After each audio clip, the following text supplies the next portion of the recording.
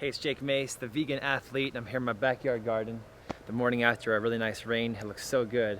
This carob tree was a baby when I planted him, and he took a while to get used to the location here, but he's doing really well, and I just love how they hold the water droplets in the morning time. I wanted to show you guys some things I'm eating today from my garden, because having an edible landscape to me is not just about growing beautiful trees. Actually, it's not about that at all. It's about eating the food. So let's go eat the food. This vine has been growing really prolifically this year, and is a volunteer plant that grew from seed. I planted this guy in a previous season. Somehow the seed survived. There was about 1 year of no growth, and then all of a sudden it popped up on its own. Sometimes seeds are like that. Seeds will stay dormant. That's why I encourage all you guys to save and grow from seed. And this guy's growing really amazing cucumbers that are really, really spiny. It's called a West Indian burgherkin. And if you guys want to follow me, I got one that looks really good I'm going to eat right now. Right here. I might save the seeds from this one for sure, because look at how spiny this guy is. He's got the biggest spines of any gherkin I've had on this vine. And if I pluck him off without piercing my skin, that's kind of what he looks like right there. What do you think? Think my teeth, my tongue, my mouth can handle that? It's pretty thorny.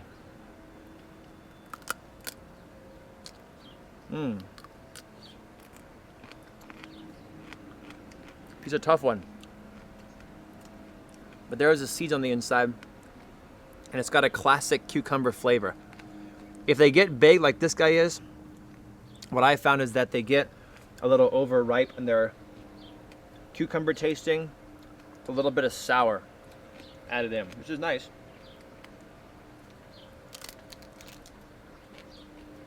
But I prefer to get them like this. You can see them all hanging up top here from the trellis. And this one right here is kind of young. And I know that when they're smaller like that, they'll have a nice fresh taste. Oh yeah, infinitely better and easier to eat. So maybe I won't save the seeds from that, because this one is very tough, but it looks visually striking. Let's go over here, and we're gonna look at this this tree. It's a new one I planted about 1.5 years ago or so. It's a brown turkey fig. You can see how the figs here, even though it's after Thanksgiving, it's still loaded with figs, and it's getting into the 40s now at night, but it's still ripening up and producing figs. And I've found that these fig trees produce figs about twice a year. They do a really nice harvest in the spring or the summertime, and then they do a smaller harvest in the fall. Look at that one, plumped up there, and looks ready to go.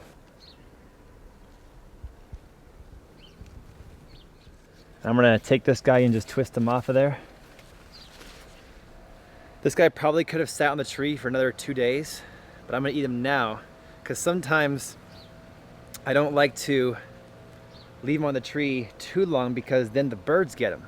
So you gotta find a good compromise between getting a ripe fruit right off the tree, because when it's ripe, it's full of nutrients, and getting the fruit before the birds get it. So let me tell you guys how this one tastes. Come on. Super amazing. Share with the camera lady. See, another 2 days on the vine would have been really, really juicy, but still very good. I love figs.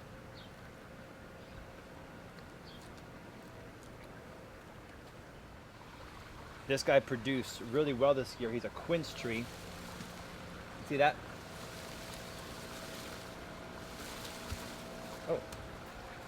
If I shake, just a little shake, nothing too vigorous, Mother Earth will give me the ones that are ripe.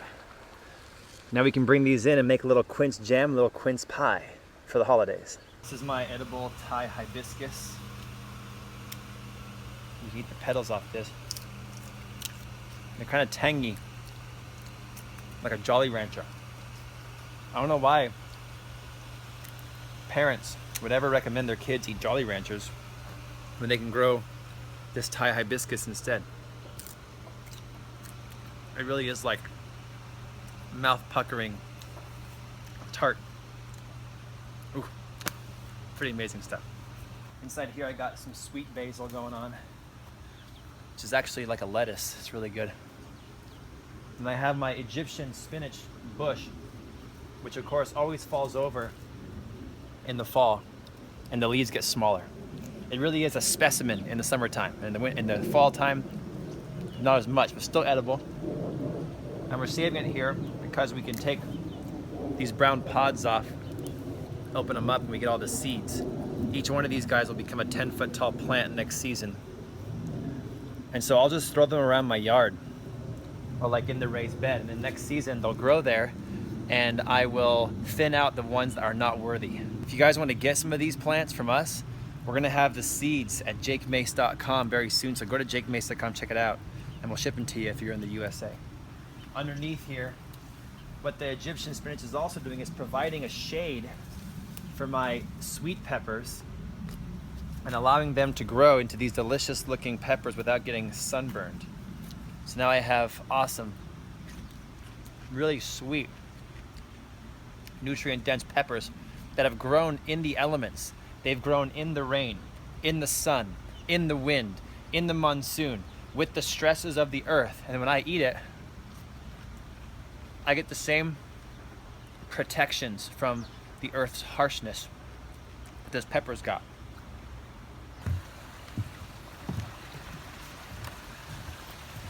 You guys come underneath here to the tunnel. I got this baby starfruit tree, and he's got some little star fruits on him right here. These guys are gonna be ripe in the next month or so. And then up here, you'll see how they're even bigger. Nice sized ones up here. I don't know if the camera can pick that up. They're looking pretty good right here. And this is the first year this guy's fruited, so I'm pretty psyched about coming to you guys in a future vlog eating my own star fruit. Of course, we've got the papaya trees here. This one is the Mexican papaya. And these three are almost ripe. I ate one yesterday, and I'll pick these ones in the next day or two. And this is by far the most delicious papaya that I have ever tasted, the Mexican papaya. These guys up here are also very good, called the Tai Nung #2 papayas. You can see how they're looking pretty good too. And I've already eaten about 20 papayas off this tree this year alone. And they're more of like a snacking papaya. They're not quite as delicious as the Mexican, but they're still good. One of my favorite citrus is kumquat. And this is a Nagami kumquat, a dwarf one. And this guy's got really delicious edible fruits. I have one kumquat that I got when I was with my martial art grandmaster years and years ago.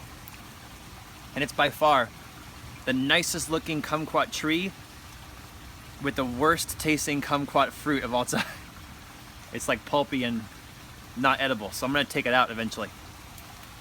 But these guys are really good. Juicy, sweet, and tart all at the same time. The kumquat, you can eat the flesh and the skin. The whole thing's edible. Really good.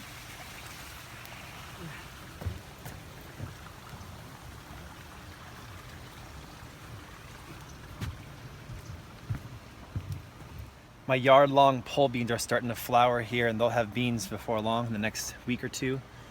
And it's great timing because it'll put off a really nice harvest of really long, like yard-long, 3-foot-long beans before the freeze takes it out. This guy's a really fantastic edible green I got from my friend John Kohler with the Growing Your Greens YouTube channel, and there's a red spider on there. This is longevity spinach.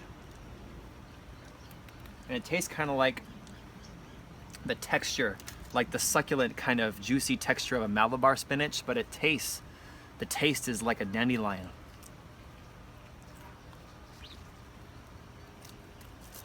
Now I'll have longevity. We really have a forest of basil going on here. This is basil called holy basil. We have cinnamon basil, sweet basil, serrated basil, lemon basil. And my wife will cut all this down and make a really delicious pesto. Then she'll freeze it and we'll have pesto for like 6 months, which is one of my favorite things to do with this basil, because the freeze will knock it back and kill it. In the middle of the basil, which I'm hoping that my wife will not hurt when she harvests the basil, are a bunch of tomatillos, and they're in husks right now. We can actually find one in here that is ripe, and if I find one, I will eat it for you guys right now. Yeah, like this one right here. So see this guy, he's in like a little paper lantern, kind of like a Chinese lantern. And if I peel the lantern away, there's a green, sticky tomato on the inside. And these guys have some sort of like a sticky coating on the outside of them.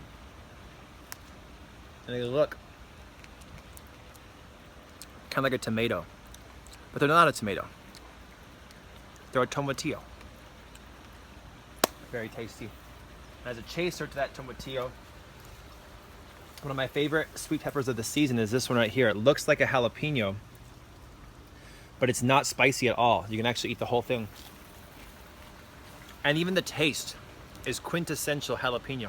So at first, your brain gets electrical signals that say, oh my God, you're about to be burned in the mouth. But then, a few seconds go by and you don't get burned. It's just sweet and delicious. So I'm really in love with this red sweet pepper this year. It's a really good one. We got a nice raised bed full of mint here, and this is gonna be important for the next thing I'm gonna eat. I'm gonna take a little bit of this spearmint and save it for later. Follow me. I got this volunteer tree growing here that I did not plant. It kind of just popped up here from seeds we have, and is using the water from the elderberry tree to fuel its growth. It's even got some passion fruit vine climbing up it. The passion fruit vine is climbing over the top and climbing up this moringa tree. So if I take my hands here and I pull off some of these moringa leaves, these moringa leaves are known as the cure to cancer and one of the most super nutrient dense food substances on the planet. And this is real food. Like if we were still apes and monkeys and we were just sitting around grazing all day long, we'd be grazing on stuff like this. I would have my harem of many, many ape women and my ape children and my ape buddies and my leaves, and I'd be just chomping down all day long. If you look at these apes and these monkeys, they can literally grab you and tear your limbs off.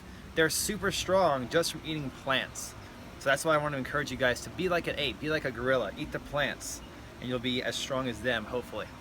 I'm gonna take this moringa leaf and add some of that mint to it we picked earlier, and then eat it as a little spring burrito. Very good.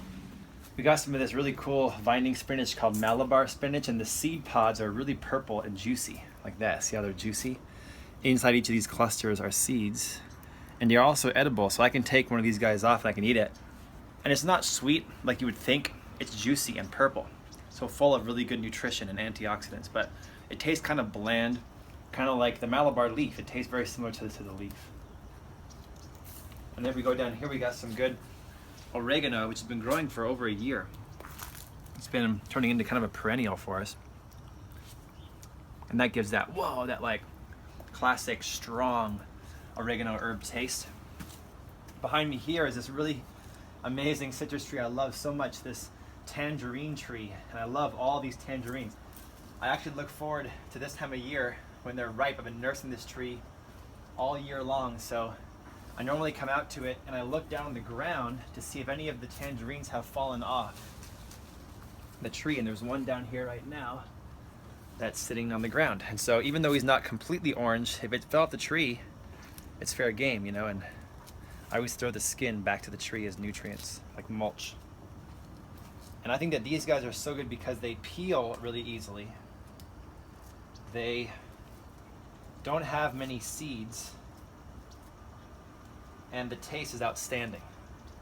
Very sweet, and the longer in the season you let them wait on the tree, the closer to like February we get, the sweeter that they get. So here's what they look like on the inside. And of course, all my fruit trees are grown in worm castings and compost and rock dust minerals. So they're way more nutritious than the store. Always share with the camera lady. There you go. If you guys want to order some citrus trees like this, there's a link down below to my friend Greg Peterson's fruit tree program. You can click the link and order a tree from Greg. I got this one from him here in the Phoenix area. And then right next to the tangerine is this grapefruit, loaded with grapefruits. Look at this, one arm almost breaking off the tree, loaded with fruit. So I gotta start picking this guy. So let's pick one of these off of this branch and alleviate the weight from this branch. I feel bad for the tree, but I wanted my extra fruits. And if you guys look down here, if I lift up the skirt of the tree, there's just a grapefruit fantasia happening underneath here. Get down, lift. Look at how many grapefruits are in there. It's a full harvest, and then the tree knows what it's doing. See, all the grapefruits underneath the skirt have been growing so well here because they're protecting themselves from the sun. So now none of them are sunburned, and they have a nice pink blush on them. So let's go open them up and I'll show you guys what they look like on the inside. It was my birthday 2 days ago. My wife got me this awesome gift of these super high quality knives that are handmade and chef quality from the Phoenix Knife House here in town. And I kid you not, we got a couple of these now in the house. If I just touch the fruit like this, no sawing necessary. This is just a chopping knife. If I just push through it like that, it slides through like butter. And now the flesh is so smooth, having been well cut. And just one slice just like that. And now, isn't that just like a perfect slice of grapefruit? The most perfect you've ever seen. And let me tell you guys how it tastes. It's always better when you grow it. So good. Well, I'm done showing you guys what I'm eating today. Thanks for coming with me on this journey. You guys can check me out on Instagram and Snapchat, Jake Mace Tai Chi, and join my Urban Gardening in Arizona Facebook group, a great group full of gardeners, almost 10,000 members strong. Plant some citrus, guys, of all varieties. I can't wait until my pomelo tree is ready to eat. Go vegan and grow that food at home, and I will see you guys back here next time.